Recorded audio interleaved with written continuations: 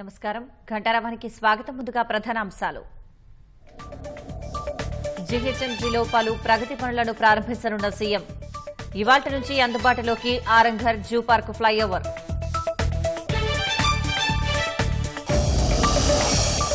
తొలి దశలో 4.5 లక్షల ఇందిరమ్మ ఇళ్ల నిర్మాణం. 6వ తేదీ నుంచి అర్హుల వివరాలు సేకరిస్తామన్న మంత్రి పొంగులేటి.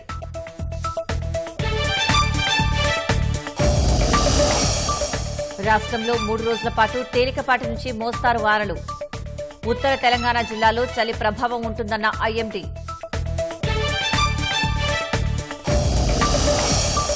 పార్లమెంటులో ప్రతిష్టంభన తొలగించే ప్రయత్నాలు సఫలం.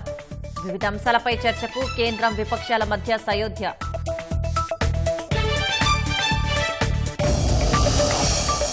ఇజ్రాయెల్ బందీలను హమాస్ వెంటనే విడిచిపెట్టాలన్న ట్రంప్. లేదంటే తీవ్ర పరిణామాలు ఎదుర్కోవాల్సి ఉంటుందని హెచ్చరిక.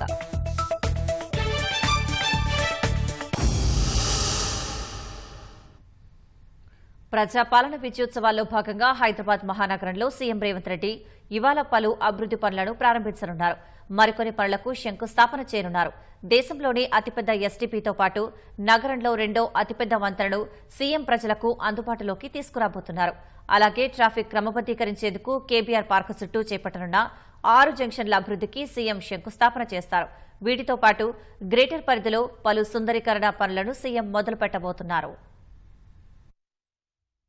హైదరాబాద్ మహానగరంలో అభివృద్ది పనులపై రాష్ట్ర ప్రభుత్వం దృష్టి సారించింది. ప్రధాన రహదారులపై ట్రాఫిక్ రద్దీని నివారించడంతో పాటు వరద నీటిని ఎక్కడికక్కడ కట్టడి చేసేందుకు చర్యలు చేపట్టింది. ఈ క్రమంలో గ్రేటర్ హైదరాబాద్ మున్సిపల్ కార్పొరేషన్ హైసిటీ ప్రాజెక్టులో భాగంగా 5,942 కోట్ల రూపాయలతో చేపట్టిన పలు అభివృద్ది పనులను ముఖ్యమంత్రి రేవంత్ రెడ్డి లాంఛనంగా ప్రారంభించనున్నారు. 3 ఏళ్ల కిందట జూ పార్క్ నుంచి ఆరంఘర్ చౌరస్తా వరకు 736 కోట్ల రూపాయలతో 4 కిలోమీటర్ల పొడవు 6 వరుసల వెడల్పుతో పై వంతెన పనులు మొదలుపెట్టారు. గత సర్కార్ ఈ వంతెన నిర్మాణ పనులు ప్రారంభించగా నిధుల కొరతతో పనులు ముందుకు సాగలేదు. రేవంత్ రెడ్డి సర్కార్ తోడ్పాటుతో పై వంతెన నిర్మాణం పూర్తయింది. నగరంలో పీవీ ఎక్స్ప్రెస్ తర్వాత రెండో అతిపెద్ద వంతెన ఇది. పాత బస్తీ నుంచి ఆరాంఘర్, శంషాబాద్ వైపు వెళ్లే వాహనదారుల కష్టాలను ఈ పై వంతెన తీర్చబోతుంది. పనులు తుది దశకు చేరుకోవడంతో ఇవాళ్టి నుంచి ఈ వంతెనను అందుబాటులోకి తీసుకురాబోతున్నారు. అలాగే కేబీఆర్ పార్కు చుట్టూ 6 జంక్షన్ల అభివృద్ధికి ప్రభుత్వం పచ్చజెండా ఊపింది. 2 ప్యాకేజీలలో 826 కోట్ల రూపాయల వ్యయంతో 7 ఫ్లైఓవర్లు, 7 అండర్ పాస్లతో కేబీఆర్ పార్క్ చుట్టూ 6 జంక్షన్లను అభివృద్ది చేయబోతున్నారు. మొదటి ప్యాకేజీలో 421 కోట్ల రూపాయలతో Jubilee Hills check post junction, KBR entrance junction అభివృద్ది చేయనున్నారు. రెండో ప్యాకేజీలో 405 కోట్ల రూపాయలతో road number 45 junction, Film Nagar junction, Maharaja Agrasen junction, cancer hospital జంక్షన్లు అభివృద్ది చేయనున్నారు. అత్యంత రద్దీగా ఉండే ప్రాంతాల్లో ఒకటైన జూబ్లీహిల్స్ లో ఎటువైపు వెళ్లాలన్నా గంటల కొద్దీ సమయం పడుతుంది. ఈ క్రమంలో కేబీఆర్ పార్కును కేంద్రంగా చేసుకుని చుట్టూ జంక్షన్లను అభివృద్ది చేస్తే ట్రాఫిక్ సిగ్నల్ లేకుండా అన్ని వైపులా సులువుగా ప్రయాణించేలా ప్రణాళికలు తయారు చేశారు. వాటికి ఆమోదం లభించడంతో నగరంలోని ఇతర ప్రాంతాల నుంచి మాదాపూర్, హైటెక్ సిటీ, గచ్చిబౌలి, కొండాపూర్ వెళ్లే వాహనదారులకు ఎలాంటి ఆటంకం లేకుండా నిర్ణీత సమయంలో గమ్యాన్ని చేరుకోవచ్చు. ఈ జంక్షన్ల అభివృద్ది పనులకు సంబంధించి సీఎం లాంఛనంగా శంకుస్థాపన చేయనున్నారు. వర్షాకాలంలో వరద నీరు రహదారులపై నిలిచి ట్రాఫిక్ కు తీవ్ర అంతరాయం కలుగుతోంది. గంటల తరబడి రహదారులపై వరద నీరు నిలిచిపోతూ ఉండటంతో వాహనదారులు తీవ్ర ఇబ్బందులు ఎదుర్కొంటున్నారు. ఈ సమస్యకు శాశ్వత పరిష్కారం చూపేందుకు నగరంలోని అత్యంత ప్రభావితమైన 12 ప్రాంతాల్లో 10 లక్షల నుంచి 40 లక్షల లీటర్ల సామర్థ్యంతో వరద నీరు చేరేలా ప్రత్యేకంగా భూగర్భ సంపుల నిర్మాణం చేపట్టారు. మొదటి దశలో 16 కోట్ల రూపాయలతో చేపట్టిన 12 భూగర్భ సంపుల్లో కేసీపీ జంక్షన్, రాజ్ భవన్ రోడ్లోని లేక్ వ్యూ గెస్ట్ హౌస్, సచివాలయం ఎదురుగా బస్టాప్ వద్ద నిర్మించిన భూగర్భ సంపులు పూర్తయ్యాయి. వాటిని సీఎం లాంఛనంగా ప్రారంభించి వాహనదారులు ఎదుర్కొంటున్న వరద కష్టాలను దూరం చేయనున్నారు. దేశంలోనే అతిపెద్ద మురుగునీటి శుద్ధి కేంద్రాన్ని కూడా ఈ ప్రజాపాలన విజయోత్సవాల్లో సీఎం ప్రారంభించబోతున్నారు. నాగోల్ వద్ద సుమారు 800 కోట్ల రూపాయలతో 15 ఎకరాల విస్తీర్ణంలో జలమండలి, రాంకీ సంస్థ 320 ఎంఎల్డీల ఎస్టీపీని నిర్మించింది. 40% రాష్ట్ర ప్రభుత్వ వాటా ఉండగా 60% రాంకీ సంస్థ నిధులు వెచ్చించింది. సైరా ఖైదాబాద్, మలక్పేట్, యాకత్పుర, ఎల్బీనగర్, గడ్డి అన్నారం, సరూర్ నగర్, లింగోజిగూడ, రాఘవేంద్ర నగర్, నాగోలు, మూసారాంబాగ్ నుంచి వచ్చే మురుగునీటిని నాగోలు ఎస్టీపీకి మళ్లించి శుద్ధి చేయనున్నారు. ఇప్పటికే ట్రయల్ రన్ పూర్తి చేసిన ఈ ఎస్టీపీని ఇవాళ్టి నుంచి పూర్తి స్థాయిలో మురుగునీటిని శుద్ధి చేసేలా సీఎం ప్రారంభిస్తారు. అలాగే 41 ఎంజీడీల సామర్థ్యంతో నిర్మించిన మీరాలం ఎస్టీపీ, 7 ఎంఎల్డీల సామర్థ్యంతో నిర్మించిన మియాపూర్ పటేల్ చెరువు ఎస్టీపీ, 5.5 ఎంఎల్డీల సఫీల్గూడ ఎస్టీపీ, 133 ఎంఎల్డీల ఫతేనగర్ ఎస్టీపీ, 20 ఎంజీడీల కాజాగుంట ఎస్టీపీలను సీఎం ప్రారంభించనున్నారు. ఈ 6 ఎస్టీపీల ద్వారా నగరంలో విడుదలయ్యే 526 ఎంజీడీల మురుగును ప్రతిరోజు శుద్ధి చేయనున్నారు.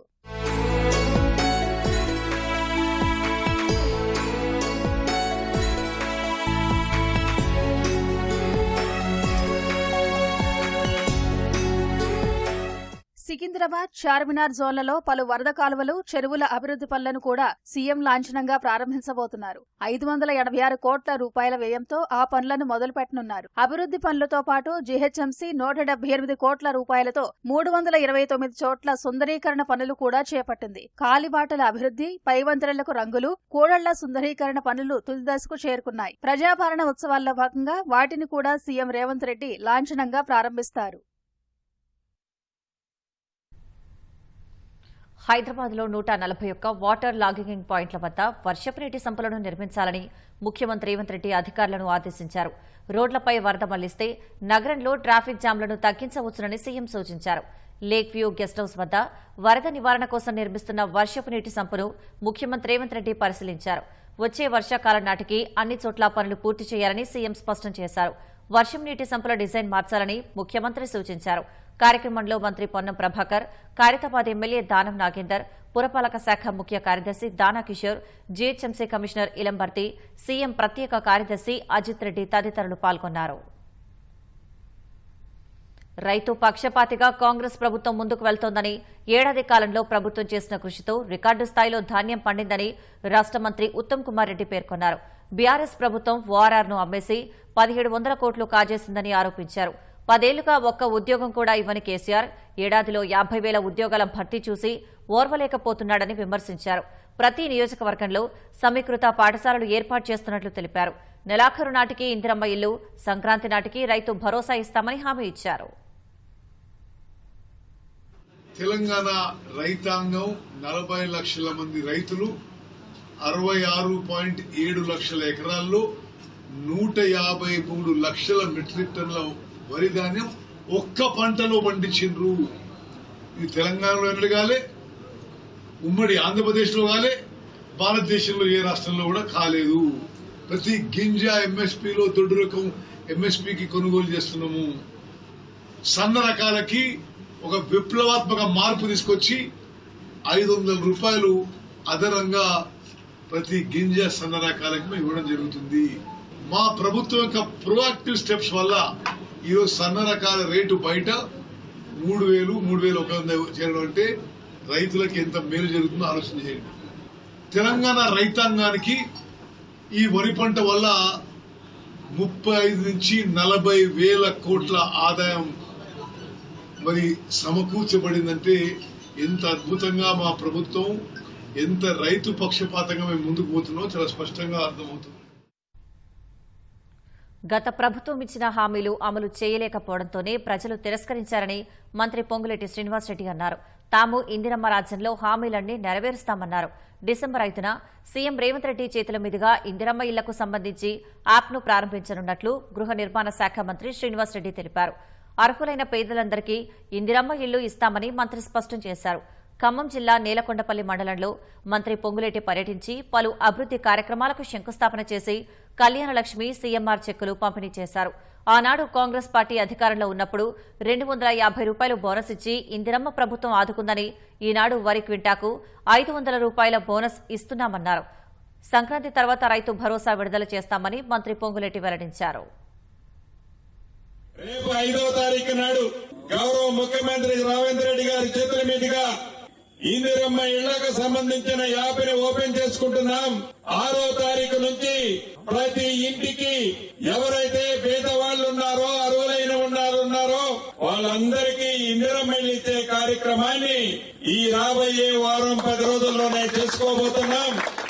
ఎన్ని ఇళ్లు అన్నది ముఖ్యం కాదు, ప్రతి ఊళ్ళో పేదవాళ్ళందరికీ ఇందిరమ్మ ఇల్లు ఇవ్వాలన్నదే మన ఇందిరమ్మ రాజ్యం యొక్క లక్ష్యం. కాబట్టి మొదటి విడతగా 4.5 లక్షల ఇళ్లు తెలంగాణ రాష్ట్రమంతా ఇస్తున్నాం. ప్రభుత్వ ఆసుపత్రులకు చికిత్స కోసం వచ్చే వారిని పేషెంట్గా కాకుండా తమ క్లయింట్గా, కస్టమర్గా పరిగణించి సేవలు అందిస్తామని వైద్యారోగ్య శాఖ మంత్రి దామోదర్ రాజనరసింహ అన్నారు. సుమారు 2,000 కోట్ల రూపాయలతో 2,000 పడకలతో కొత్త ఉస్మానియా ఆసుపత్రి నిర్మించనున్నట్లు మంత్రి వెల్లడించారు. ప్రతి 30 కిలోమీటర్లకు ఒక ట్రామా సెంటర్ ఏర్పాటు చేస్తామని, 10 నిమిషాల్లో అంబులెన్స్ వచ్చేలా చర్యలు తీసుకుంటున్నామని మంత్రి వెల్లడించారు. రాష్ట్రంలో మందుల కొరత లేదని, ఔషధాల కోసం ప్రతి నెల 50 కోట్ల రూపాయల నిధులు ఇస్తున్నట్లు దామోదర్ రాజనరసింహ తెలిపారు. అవయవ మార్పిడి చట్టాన్ని స్వీకరించనున్నట్లు మంత్రి వెల్లడించారు. రాష్ట్రంలో సెకండరీ హెల్త్ సిస్టమ్ను అభివృద్ది చేయనున్నట్లు మంత్రి తెలిపారు. త్వరలో జిల్లాకు mobile cancer screening, mobile food testing unit ఏర్పాటు చేయనున్నట్లు మంత్రి దామోదర్ రాజనరసింహ తెలిపారు. ప్రతి హాస్పిటల్ బ్రాండ్ చేయాలి, హైజీనిక్ కండిషన్స్ ఉండాలి. ప్రతి ఒక్క పేషెంట్ కాదు, నా క్లయింట్ నా కస్టమర్, నా క్లయింట్ నా కస్టమర్ అనే ఒక కమిట్మెంట్ తోటి ప్రభుత్వ హాస్పిటల్ పనిచేయాలి. అదే రకంగా హెచ్ఆర్ ని స్ట్రెంథెన్ చేయాలి. వీళ్ళందరూ కూడా హెచ్ఆర్ ని స్ట్రెంథెన్ చేయాలి, ఇన్ఫ్రాని స్ట్రెంథెన్ చేయాలి. ఈ రాబోయే కాలంలో మా శాఖలో ఈ రకంగా ప్రభుత్వ ప్రజలకు వైద్య సేవలు అందించాలని చెప్పి ఓ కమిట్మెంట్ తోటి మా రాష్ట్ర ముఖ్యమంత్రి రేవంత్ రెడ్డి గారు, మా సహచర మంత్రివర్యులే కానీ మీ అందరం ఒక కమిట్మెంట్ తోటి ఆ రకంగా మేము పనిచేయాలి. ప్రభుత్వాన్ని నడిపేది బీఆర్ఎస్ అన్నట్లు కాంగ్రెస్ నేతలు ప్రతి అంశంలోనూ తమ కుట్ర ఉందని ఆరోపిస్తున్నారని మాజీ మంత్రి ఎమ్మెల్యే జగదీష్ రెడ్డి ఆక్షేపించారు. పాలన చేతకాక బీఆర్ఎస్ పై విమర్శలు చేస్తున్నారని విమర్శించారు. కేసీఆర్ హయాంలో గురుకులాలు అద్భుతంగా తీర్చిదిద్దితే రేవంత్ ప్రభుత్వం నాశనం చేస్తోందని జగదీష్ రెడ్డి ఆరోపించారు. బూటకపు ఎన్కౌంటర్లు ఎక్కడ జరిగినా తప్పే అని పేర్కొన్నారు. 9.5 ఏళ్ల కేసీఆర్ పాలనలో ఒక్క ఎన్కౌంటర్ జరగలేదని జగదీష్ రెడ్డి వివరించారు. మేము లగచర్లకు పోతామంటే భయం అవుతుంది, మేము నిర్మల్కి పోతామంటే భయం అవుతుంది, కేటీఆర్ గారు కొండారెడ్డిపల్లికి వస్తా అంటే భయం అవుతుంది. ఎక్కడికి పోనీయాడు? మహబూబాద్ పోతానంటే ధర్నాకు పర్మిషన్ లేదు, ఇయ్యాడు. ఏం ఆపగలిగినావు రేవంత్ రెడ్డి? నువ్వు లగచర్లకు మేము పోయి అక్కర్లేదు. 100,000 మంది లగచర్ల బాధితులు మా ఈ భవన్కి వచ్చిండ్రు. హైదరాబాద్ దగ్గర మేము పోయి అక్కర్లేదు, వాళ్ళు 100,000 వాళ్ళే ఇక్కడికి వచ్చిండ్రు. మూసీ బాధితుల దగ్గర మేము పోయే పని లేదు, వాళ్ళే ఇక్కడికి వచ్చిండ్రు. స్కూల్ పిల్లలు కూడా బాయ్కాట్ చేసి ఓట్ల మీకు వస్తారు. అక్కడ ఉన్న మా నాయకుల దగ్గర పోయి చెప్తున్నారు. స్కూళ్ళల్లో అన్నం పెట్టడానికి కూడా చేతగాని దద్దమ్మ ప్రభుత్వం నీది. వ్యవస్థ అద్భుతమైన వ్యవస్థ నిర్మాణం అయి ఉండే కదా. ఒక రోజు కాదు, 2 రోజులు కాదు, 10 ఏళ్ళు నడిపి చూపించినాం కదా నీకు. ఇచ్చే వాటిని కూడా నడపడం చేతగాని దద్దమ్మ నీ ప్రభుత్వం. ఏది చక్కగా నడుపుతున్నావు? సంబురాలు చేశాడు, సంబురాలు. విశ్వబ్రాహ్మణ కులానికి సంబంధించి అన్ని ఉపతరగతులను చివరిలో ఒకటిగానే పరిగణిస్తామని రాష్ట్ర ప్రభుత్వం హైకోర్టుకు నివేదించింది.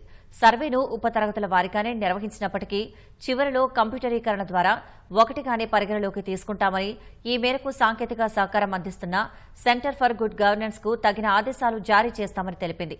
విశ్వబ్రాహ్మణ కులంలోని ఉపతరగతులన్నింటినీ ఒక్కటిగా పరిగణించకుండా వేర్వేరుగా సర్వే నిర్వహించడాన్ని సవాల్ చేస్తూ విశ్వబ్రాహ్మణ అడ్వకేట్స్ వెల్ఫేర్ అసోసియేషన్ ప్రధాన కార్యదర్శి శ్రీనివాస్ పిటిషన్ దాఖలు చేశారు. విచారణ సందర్భంగా సెంటర్ ఫర్ గుడ్ గవర్నెన్స్ సంస్థ సర్వే గణాంకాల ఆధారంగా నివేదికను రూపొందిస్తోందని ప్రభుత్వ తరపు న్యాయవాది కోర్టుకు తెలిపారు. ఈ హామీని రికార్డు చేసుకున్న న్యాయమూర్తి పిటిషన్పై విచారణను మూసివేశారు. రంగారెడ్డి జిల్లా హైత్నగర్ కానిస్టేబుల్ నాగమణి హత్య కేసులో ఆమె తమ్ముడే నిందితుడని పోలీసులు గుర్తించారు. నాగమణి తల్లిదండ్రులకు మొత్తం 4 ఎకరాల భూమి ఉంది. గతంలో నాగమణి పేరిట 1 ఎకరం రిజిస్ట్రేషన్ చేశారు. తాము పెళ్లి చేసిన వ్యక్తి నుంచి విడాకులు తీసుకుని కులాంతర వివాహం చేసుకున్నందున ఎకరా భూమిని తిరిగి ఇవ్వాలని పరమేష్ గొడవకు దిగాడు. దీంతో తన పేరిట ఉన్న భూమిని నాగమణి తమ్ముడి పేరు మీదకు రిజిస్ట్రేషన్ చేసింది. అయినా కోపం చల్లారని పరమేష్ భవిష్యత్తులో భూమి హక్కు అడగనని హామీ ఇస్తూ బాండ్ పేపర్ రాసివ్వాలని డిమాండ్ చేశాడు. ఇందుకు నాగమణి అంగీకరించలేదు. దీనికి తోడు ఇటీవల పరమేష్ కు ఓ యువతితో వివాహం నిశ్చయమై ఆఖరి నిమిషంలో రద్దయింది. తన వివాహం రద్దవడానికి అక్క నాగమణి ప్రేమ వివాహం చేసుకోవడమే కారణమని పరమేష్ కక్ష పెంచుకున్నాడు. దీనికి తోడు పరమేష్ సన్నిహితులు నాగమణి ప్రేమ వివాహం గురించి తరచూ చర్చించుకోవడం జీర్ణించుకోలేకపోయాడు. ఓవైపు ఎకరా భూమి తనకు దక్కుతుందో లేదోనని అనుమానం, ఇంకోవైపు కులాంతర వివాహం చేసుకుందనే కోపంతో సొంత అక్కను పరమేష్ కడతీర్చాడని పోలీసులు గుర్తించారు. నాగమణి మృతదేహాన్ని ఉస్మానియా ఆసుపత్రిలో పోస్టుమార్టం అనంతరం కుటుంబ సభ్యులకు అప్పగించారు. హత్య అనంతరం నిందితుడు పోలీస్ స్టేషన్లో లొంగిపోయినట్లు సమాచారం. వారంతా రోడ్డు పక్కన కూరగాయలు అమ్ముతూ పొట్టపోసుకునే చిరు వ్యాపారులు. కాసేపైతే చేతికొచ్చిన డబ్బులతో అంతా సర్దుకొని రోజులాగే ఇళ్లకు చేరుకునేవారు. అంతలోనే విధి వక్రీకరించింది. మృత్యువు రూపంలో దూసుకొచ్చిన లారీ వారిని పొట్టన పెట్టుకుంది. రంగారెడ్డి జిల్లా చేవెళ్ల మండలం ఆలూరు స్టేజ్ దగ్గర నిన్న సాయంత్రం జరిగిన ఘోర రోడ్డు ప్రమాదం చిరు వ్యాపారుల బతుకులు చిన్నాభిన్నం చేసింది. వారి కుటుంబాల్లో అంతులేని విషాదాన్ని నింపింది. రంగారెడ్డి జిల్లా చేవెళ్ల మండలం ఆలూరు స్టేజ్ దగ్గర రోడ్డు పక్కన స్థానికులు కూరగాయలు విక్రయిస్తుంటారు. ఎప్పట్లాగే సోమవారం సాయంత్రం అంగడి సాగుతోంది. కూరగాయల వ్యాపారులు కొనుగోలుదారులతో ఆ ప్రాంతం రద్దీగా ఉంది. ఈ సమయంలో హైదరాబాద్ నుంచి వికారాబాద్ వైపు వెళుతున్న లారీ ఆలూరు స్టేజీ వద్ద నిలిపి ఉన్న ఆర్టీసీ బస్సును వేగంగా దాటేందుకు యత్నించింది. అదే సమయంలో ఎదురుగా ఓ కారు రావడంతో దాన్ని తప్పించే క్రమంలో లారీ డ్రైవర్ అమీర్ వాహనాన్ని పూర్తిగా కుడివైపునకు తిప్పాడు. దీంతో వాహనం పూర్తిగా అదుపు తప్పి ఒక్కసారిగా రోడ్డు పక్కనే కూరగాయలమ్ముతున్న వారి మీదకు దూసుకెళ్లింది. ఒకరి తరువాత ఒకరిని తొక్కుకుంటూ వెళ్లి సమీపంలో ఉన్న ఓ చెట్టును ఢీకొని ఆగిపోయింది. అక్కడున్న వారు గమనించేలోపే జరగరాని ఘోరం జరిగిపోయింది.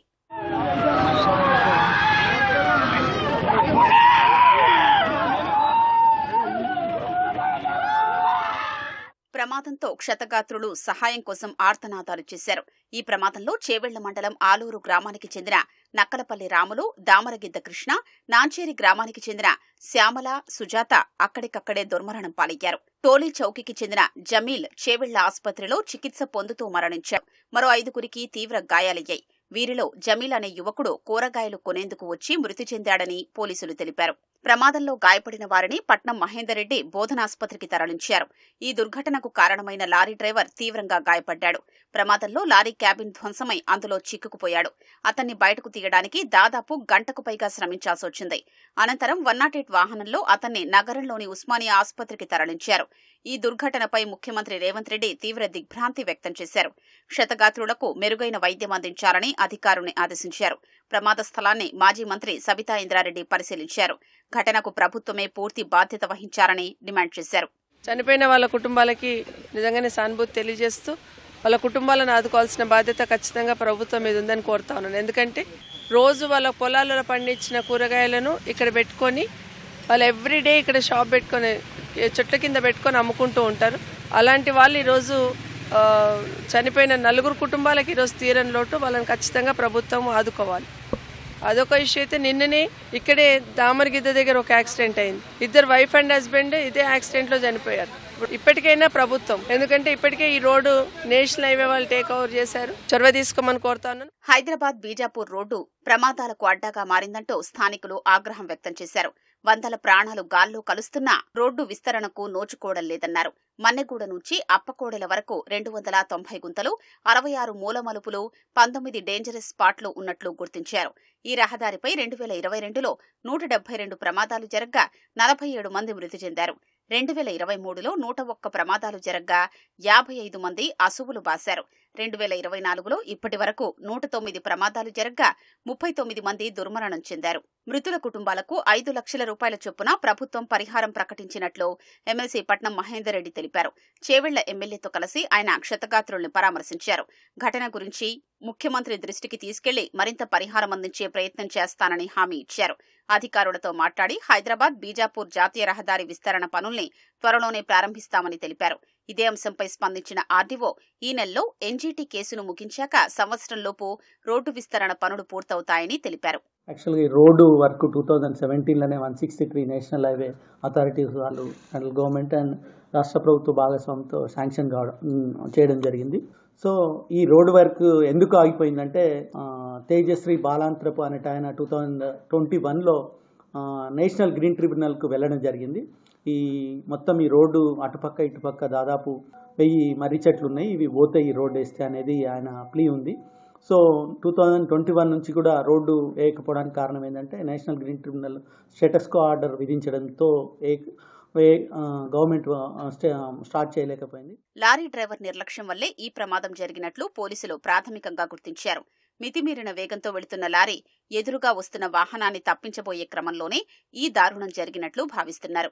కాసేపట్లో ఇంటికి వెళ్లి తమ వారితో సంతోషంగా గడపాల్సిన వారు తిరిగి రాని లోకాలకు వెళ్లడంతో బాధిత కుటుంబ సభ్యులు కన్నీరు మున్నీరుగా విలపిస్తున్నారు. బాధిత కుటుంబాల్ని ప్రభుత్వం అన్ని విధాలుగా ఆదుకోవాలని విజ్ఞప్తి చేస్తున్నారు. సంగారెడ్డి జిల్లా కోహిర్ మండలం వెంకటాపూర్ చౌరస్తాలో ఘోర రోడ్డు ప్రమాదం జరిగింది. లారీని కారు ఢీకొట్టడంతో ఓ వ్యక్తి అక్కడికక్కడే మృతి చెందగా మరో ముగ్గురు తీవ్రంగా గాయపడ్డారు. క్షతగాత్రులను స్థానికులు జహీరాబాద్ ఏరియా ఆసుపత్రికి తరలించి చికిత్స అందిస్తున్నారు. జహీరాబాద్ నుంచి హైదరాబాద్ వైపు వెళ్తున్న కారు అదుపు తప్పి డివైడర్ను దాటుకెళ్లి ఎదురుగా వస్తున్న లారీని ఢీకొట్టడంతో ప్రమాదం జరిగిందని స్థానికులు తెలిపారు. మరణించిన వ్యక్తి సహా గాయపడిన వారు స్థిరాస్తి వ్యాపారం కోసం వెళ్లి తిరిగి హైదరాబాద్ వెళ్తుండగా ప్రమాదం జరిగినట్లు పోలీసులు తెలిపారు. Secunderabad Monda market police station పరిధిలో ఘోర రోడ్డు ప్రమాదం జరిగింది. ఎస్బీఐ కూడలి వద్ద వేగంగా వస్తున్న ఆర్టీసీ బస్సు కారును ఢీకొంది. కారులో ఉన్న ఓ వ్యక్తి అక్కడికక్కడే ప్రాణాలు కోల్పోగా మరో వ్యక్తికి తీవ్ర గాయాలయ్యాయి. ఘటనకు సంబంధించిన దృశ్యాలు అక్కడి సీసీ కెమెరాల్లో నమోదయ్యాయి. రెడ్ సిగ్నల్ పడినప్పటికీ కారు డ్రైవర్ వెళ్లడంతోనే ప్రమాదం జరిగిందని పోలీసులు భావిస్తున్నారు. క్షతగాత్రుడికి గాంధీ ఆసుపత్రిలో చికిత్స అందిస్తున్నారు. పోలీసులు కేసు నమోదు చేసి దర్యాప్తు ప్రారంభించారు. రాష్ట్రంలో 3 నుంచి 5 రోజుల పాటు తేలికపాటి నుంచి మోస్తారు వర్షాలు కురిసే అవకాశం ఉందని హైదరాబాద్ వాతావరణ కేంద్రం ప్రకటించింది. తూర్పు జిల్లాలో మోస్తారు వర్షాలు, మిగతా జిల్లాల్లో అక్కడక్కడ తేలికపాటి వర్షం కురుస్తుందని వాతావరణ శాఖ అధికారి రవీంద్రకుమార్ తెలిపారు. వర్షాల వల్ల చలి ప్రభావం కాస్త తగ్గినప్పటికీ ఉత్తర తెలంగాణ జిల్లాలో చలి ప్రభావం ఉంటుందంటున్న రవీంద్రకుమార్తో మా ప్రతినిధి జ్యోతి కిరణ్ ముఖాముఖి. తుఫాన్ ప్రభావంతో రాష్ట్రంలో తేలికపాటి నుంచి ఒక మోస్తరు వర్షాలు కురుస్తున్నాయి. ఇంకా ఎన్ని రోజుల పాటు రాష్ట్రంలో వర్షాలు కురిసే అవకాశం తెలుసుకునేందుకు హైదరాబాద్ వాతావరణ శాఖ అధికారి రవీంద్ర కుమార్ మనతో ఉన్నారు. వారిని మనం తెలుసుకున్నాం. నమస్తే సార్. రాష్ట్రంలో గత 2 రోజులుగా చూసుకున్నట్లయితే తేలికపాటి నుంచి ఒక మోస్తరు వర్షాలు కురుస్తున్నాయి. ఇంకా రాష్ట్రంలో ఎన్ని రోజుల పాటు వర్షాలు కురిసే అవకాశం ఉందంటారు? ప్రస్తుతానికి తుఫాను అంతర్గత తమిళనాడు వద్ద ఒక ప్రస్ఫుటమైన అల్పపీడన ప్రాంతంగా కేంద్రీకృతమైంది. ఇది పశ్చిమ దిశగా రేపు పొద్దున కేరళ, ఉత్తర కేరళ నుంచి అరేబియన్ సముద్రంలోకి ప్రవేశించే అవకాశం ఉంది. సో దీని ప్రభావం మన రాష్ట్రానికి సంబంధించి చాలా తక్కువనే ఉందని చెప్పుకోవచ్చు. రాష్ట్రానికి దాని యొక్క రెమినెంట్స్ అంటే దానికి సంబంధించిన తేలికపాటి నుంచి ఒక మోస్తరు మబ్బులు మన రాష్ట్రంలో ప్రవేశించడం వల్ల, అదేవిధంగా తూర్పు గాలులు తోడవడం వల్ల రాష్ట్రంలో 3 నుంచి 5 రోజుల వరకు తేలికపాటి నుంచి మోస్తరు వర్షాలు అన్ని జిల్లాల్లో అక్కడక్కడ కురిసే అవకాశం ఉంది. ప్రధానంగా ఏ జిల్లాల్లో వర్షాలు కురిసే అవకాశం ఉంది, ఏ స్థాయిలో ఉంటాయి? ప్రస్తుతానికి చూస్తే మటుకు మనకు తూర్పు జిల్లాలైన భద్రాద్రి కొత్తగూడెము, ఖమ్మము, మహబూబాబాదు, వరంగల్ జిల్లాలు, ఇది జయశంకర్ భూపాలపల్లి, ములుగు ప్రాంతాల్లో మోస్తరు వర్షాలు కురిసే అవకాశం ఉంది. మిగతా ప్రాంతాల్లో రాష్ట్రంలో అన్ని జిల్లాల్లో తేలికపాటి నుంచి మోస్తరు వర్షాలు కురుస్తాయి. అల్పపీడనాలు, ద్రోణులు ఆవర్తనం ఏర్పడే అవకాశం ఉందంటారు? ప్రస్తుతానికి డిసెంబర్ 2వ వారం వరకు చూస్తే మటుకు అలాంటిది అవకాశం అయితే లేదు. తుఫాన్ ప్రభావంతో రాష్ట్రంలో చలి తీవ్రత కాస్త తగ్గుముఖం పట్టింది. ఇప్పుడు ఈ వర్షాలు 5 రోజుల పాటు ఉంటాయి అంటున్నారు కదా, ఇంకా చలి తీవ్రత పెరిగే అవకాశం ఉందా, ఇంకా తగ్గుముఖం పడుతుందా? యాక్చువల్గా ఈ ఆకాశము మేఘావృతం కావడము, తర్వాత తేమ రాష్ట్రంలోకి ఎంటర్ కావడం వల్ల న్యాచురల్గా చలి అనేది తగ్గుతుంది. ఇది ప్రస్తుతానికి చూస్తే ఈ రోజు వరకు రాష్ట్రంలో అన్ని చోట్ల కూడా 3 నుంచి 5 డిగ్రీలు కనిష్ట ఉష్ణోగ్రత పెరగడం జరిగింది. సో మనం వారం రోజుల వరకు ఇలాంటి మేఘావృత పరిస్థితులు ఉండే అవకాశాన్ని చూస్తున్నాము. దాని ప్రభావం వల్ల కనిష్ట ఉష్ణోగ్రతలు వారం తర్వాతనే తరచుగా పెరిగే అవకాశం ఉంది. ఒకవేళ చలి తీవ్రత ఉంటే ఏ జిల్లాల్లో ఉండే అవకాశం ఉంటుందంటారు? మనము రాష్ట్రం యొక్క పరిస్థితి, భూగోళిక పరిస్థితి చూస్తే ఉత్తర జిల్లాలకే ఎక్కువగా ఎఫెక్ట్ ఉంటుంది. ఎందుకంటే మనకు వచ్చే గాలులు ఉత్తరం వైపు నుంచే మన రాష్ట్రానికి ప్రవేశించడం వల్ల ఉత్తర జిల్లాలు ఎక్కువగా ప్రభావితమయ్యే అవకాశం ఉంది. Thank you sir. ఇది వాతావరణ శాఖ అధికారి చెప్తుంది. రాష్ట్రంలో మరో 3 నుంచి 5 రోజుల పాటు వర్షాలు కురిసే అవకాశం ఉందని అయితే చెప్తా ఉన్నారు. కెమెరా పర్సన్ నేను రమేష్తో జ్యోతి కిరణ్, ఈటీవీ న్యూస్, హైదరాబాద్. నిత్యం వాయిదాలతో నడుస్తున్న పార్లమెంటు శీతాకాల సమావేశాల్లో పలు అంశాలపై చర్చించేందుకు కేంద్రం, విపక్షాల మధ్య అనుకూల వాతావరణం ఏర్పడింది. ముఖ్యంగా రాజ్యాంగం ఆమోదం పొంది 75 ఏళ్లు పూర్తయిన నేపథ్యంలో ఈ నెల 13, 14 తేదీల్లో లోక్సభలో, 16, 17 తేదీల్లో రాజ్యసభలో రాజ్యాంగంపై చర్చకు తేదీలు ఖరారు చేసినట్లు పార్లమెంటరీ వ్యవహారాల శాఖ మంత్రి కిరణ్ రిజిజు తెలిపారు. ఇవాళ్టి నుంచి ఉభయ సభలు సజావుగా జరిగేలా సహకరించాలని కేంద్ర మంత్రి విపక్షాలను కోరారు. పార్లమెంటులో అదానీ వ్యవహారం, మణిపూర్ పరిస్థితి, సంబాల్ ఘటన వంటి అంశాలపై చర్చ జరపాలని విపక్షాలు డిమాండ్ చేశాయి.